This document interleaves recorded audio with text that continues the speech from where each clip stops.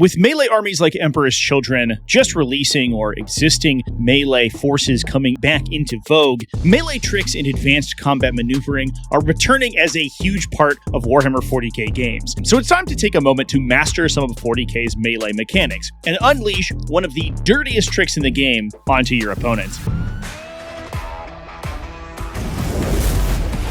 What's up, folks? Welcome back to TacticalTortoise. My name is Trevi, and today I'm going to do a deep dive into some of Warhammer 40k's combat movement and explain the mechanics behind the combat Slingshot, a powerful tactic used in high-level games of Warhammer 40k, and I'll break it down so you can use it in your own games. The benefit here is that Steven's going to have a lot of really interesting things he can do with that charge.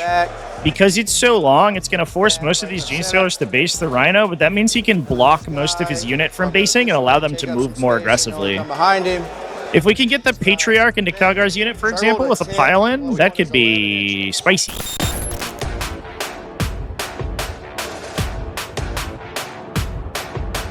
So first off, I'm going to break down some very basic charge rules to remind you of the phase's mechanics. And I'm going to hop in Tabletop Simulator here to give a little bit of a showcase. When it comes to your charge phase, your units can declare charges targeting enemy units. When you do so, you then make a charge roll, which describes the maximum distance that that unit can move to attempt to get into melee with their charge target. If the roll is high enough that a move of that many inches would get your unit into melee, engaging the enemy unit, not in engagement range of any other enemy units, while being able to maintain coherency, the charge is considered to be successful. Then you go and move each model in the charging unit towards the target unit. If you are able to complete all of the conditions that we just mentioned above, and you can base any model in the target unit, your models must do so. So we have a charge roll of a 6 here, and that means that the models in our Hormagaunt unit can move up to 6 inches. Since it is likely that when they move, they are going to be able to end that move in base contact with our Salamander Eradicators over here, they are going to be forced to do so. Now, it's important to note that these restrictions check each time one of the charging models is moved. The requirement to be in coherency checks at the end of the movement, so make sure that all of your models have moved. And then if you are in coherency, that's a legal charge move. If it's not, they bounce back to their original positions and will attempt the move again in such a way that they can end in coherency. However, there are some ways to manipulate this, which I'll discuss momentarily. So for example, this Hormagaunt is going to execute this 6-inch charge move. It checks to see whether it can move base contact with one of these models. It can do so, and we are not engaging any other enemy units with that move, which is good. From there, all of the other Hormagaunts can move. The ones that can move base to base will do so. And all of the other Hormagaunts that aren't within 6 inches of the target will simply move towards them, meaning that the distance that these models end away from their target unit must be shorter than they began. The effect of the move essentially must have closed the distance between them. Now, an important thing to note is that the requirement to base is checked on an individual model basis, which means it can be manipulated. So, for example, let's say we were going to execute this charge move again. As we can see, several of our Hormagaunts are in base contact with these Eradicators, but we don't necessarily want them to be in base contact with those Eradicators. What we're going to do is move first our models that are unrestricted by the charge. The models in the back of the unit here that are not within 6 inches of these Eradicators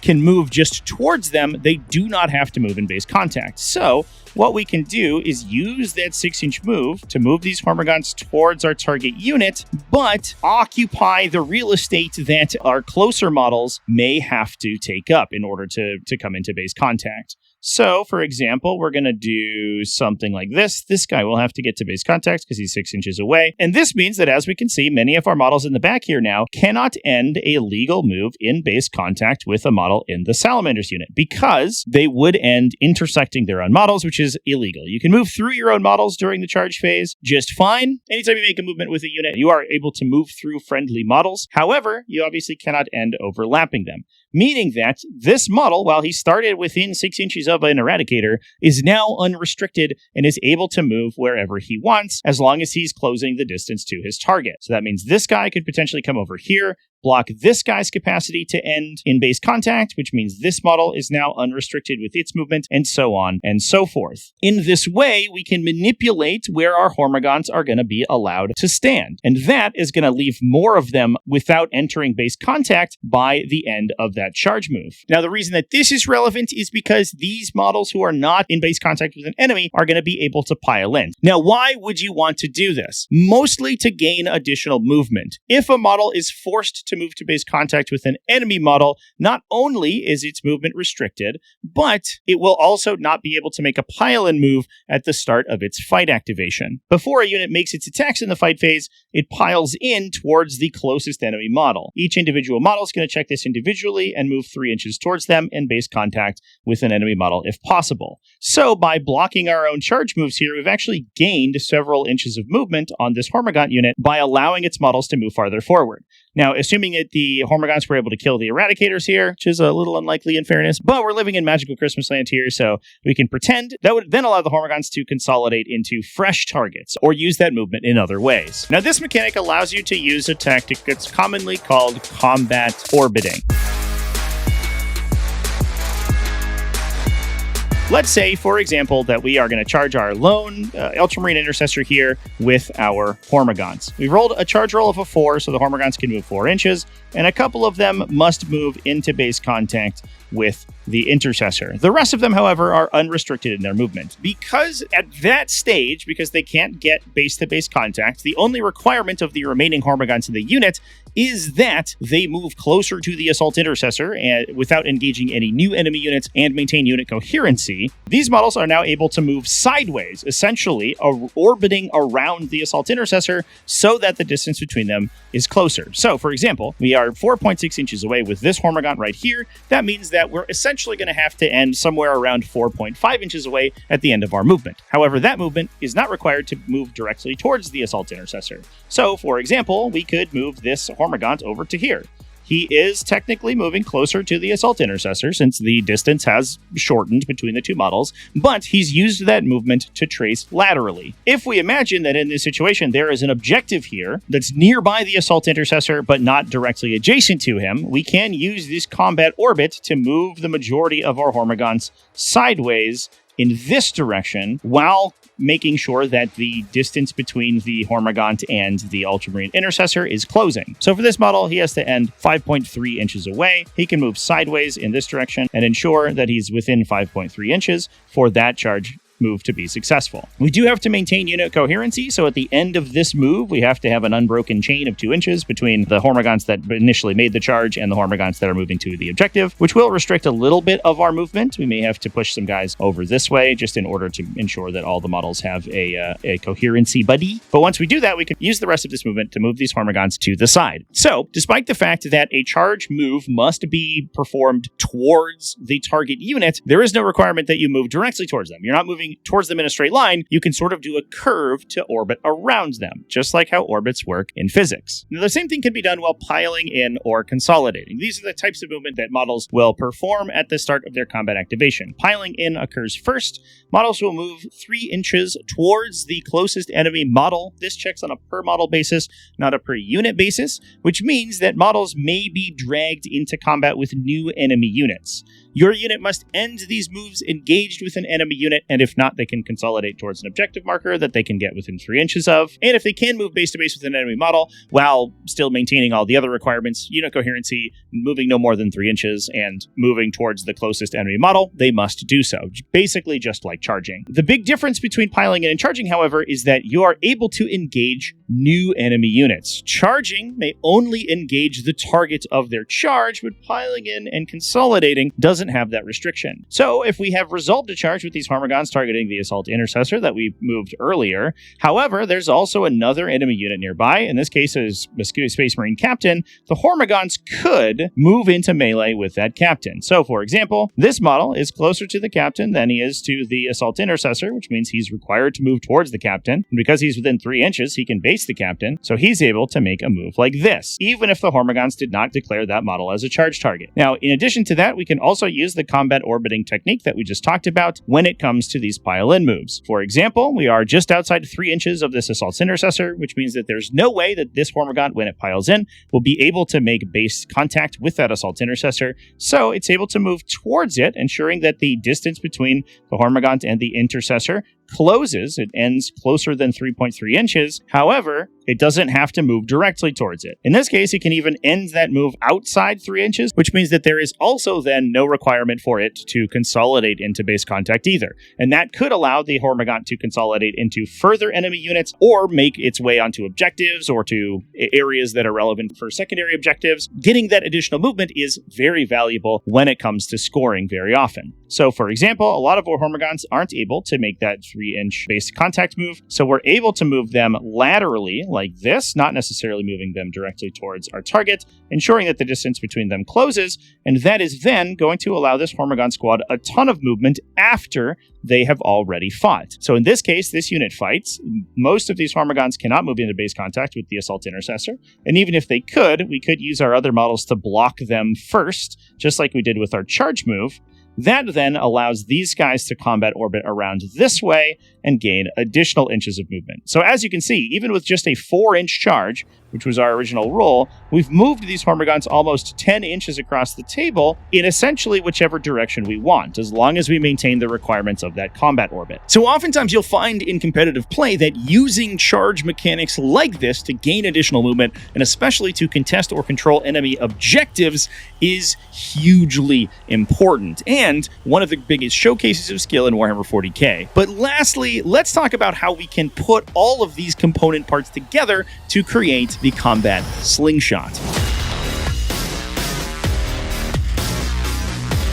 This technique works most often with large units that have very powerful individual models within them. Whether that's special melee weapon models, unit champions, characters, or just individual models that are really good at attacking, using these charge and fight phase mechanics to orbit and slingshot them into enemy units that they didn't necessarily declare as a charge is a hugely impactful strategy. So let's say we have over here our Ultramarines with their Ultramarine captain who is ready to take the fight to their great enemies, the Salamanders. The easiest charge target that the Ultramarines have is this Impulsor right here. However, that's not a very exciting charge target. Impulsors are not particularly dangerous enemies. They're mostly there to ferry models to the fight. And while they can be useful for scoring, we don't really want to be sacrificing an entire Space Marine captain just to kill a little vehicle like that. Instead, what we want this guy to do is use his special abilities, his finest hour ability to gain a bunch of additional attacks and devastating wounds to attack and kill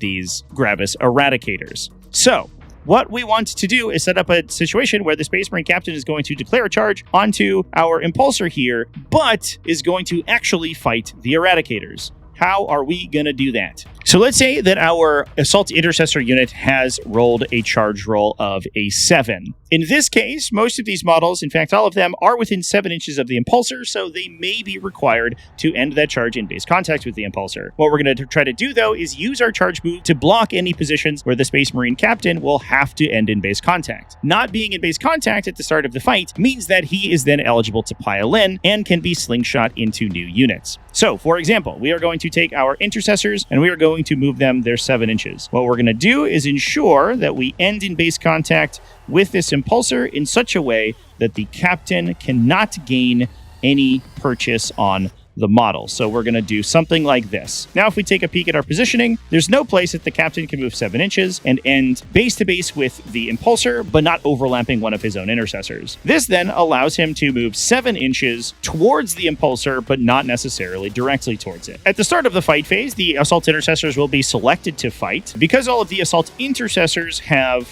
moved into base contact with the Impulsor, they're not going to get to move. Models that are base contact with enemies cannot pile in or consolidate. Essentially, it is impossible for them to get closer to their target because they are already as close as is physically possible. However, the Captain doesn't have that restriction. He's going to be able to move 3 inches all by himself and use his 1-inch engagement range to engage the Eradicators. They are now an eligible target for the Captain, despite the fact that he didn't charge them, which means he's able to use his finest hour ability, use his million melee attacks, and absolutely dumpster this unit, despite the fact that our Salamander's friend thought that they were being protected by the Impulsor. Now, this tactic gets even more powerful once you start dealing with larger units, and one thing that you'll find is that many armies will take units that are kind of suboptimal size. Generally speaking, for units like the Assault Intercessors, the more optimal play is to take them in small units, so you gain access to, first of all, more units is usually better for scoring and enemy target selection, but also you get additional sergeants who have special weapons. However, we are seeing more and more competitive lists that are taking large units of these aggressive melee troops, specifically in order to perform these combat slingshots. So the more models we have means that we can create better surface area blocking on our target units to prevent our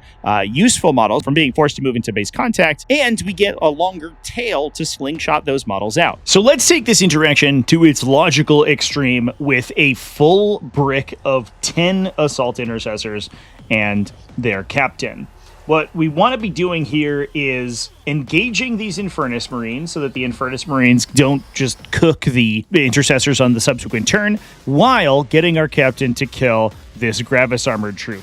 And we're going to do that by only selecting this Impulsor as the target of the Ultramarines charge.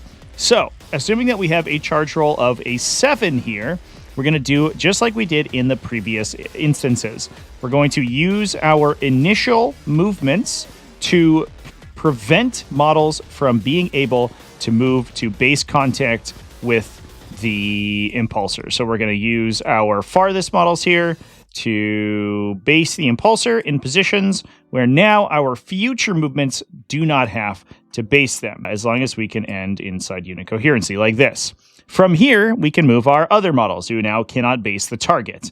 In this case, we can move the captain up to 7 inches. We have to go towards the Impulsor, but we can go essentially in any direction as long as that distance is closing. So we can move him in this direction towards the Eradicators. We're then going to move our model around the side here to get closer to the Infernus Marines, and we're going to push the remainder of these Intercessors this direction in order to retain coherency with our captain. So we've completed our charge move. Every model that could base the Impulsor is now basing on the Impulsor, and the unit is in coherency. Now, when we go to pile in with the unit, each model goes towards an enemy model. That means that this guy can go towards this Impulsor, but is not required to go directly towards it, so he can use a little bit of an orbit to go like this. That engages the Infernus Marines, who are going to beat on the Intercessors for a turn, but then not be able to shoot them. The captain is now closest to the Eradicators, so he's going to move that way, and the other Intercessors are going to follow in to retain coherency with him. So we have engaged the Impulsor, engage the Infernus Marines, and will likely kill the Eradicators with this single charge. And this is the real power of these large units executing these kind of combat slingshots. Now, obviously, there are a lot of sort of failure cases where you need to ensure that you can complete your move successfully. In this case, we even haven't done it quite correctly. We have to get this guy to touch these guys and be within 2 inches of another model, which means we'd probably have to move another Marine here so that we have a coherency buddy with that guy. And it's also important to ensure that your models that you're slingshotting end up closer to the second unit that you want to pile in towards, not the original unit, in order to allow them to move forward. If you can do all that, so as long as you can keep all of those little variables in mind, you can use these charge mechanics to absolutely whip these powerful characters like Space Marine Captains all over the table. And this is really a showcase of how powerful these huge combat units can be. So that is a basic introduction to combat orbiting and some of the crazy things you can do with Warhammer 40k's advanced combat movement mechanics. Recently, we've been seeing more and more armies that are designed specifically to execute this maneuver with attached characters that they can slingshot in the same way. So let me know down in the comment section what you think about combat slingshotting, and if you have any other particularly dastardly melee maneuvers that you like to pull on your opponents. If you want to support me making these videos, please go check me out on Patreon at patreon.com/TacticalTortoise, or consider joining a YouTube channel membership. Thanks for watching all the way to the end of the video. Remember to keep it classy, folks, and have happy wargaming.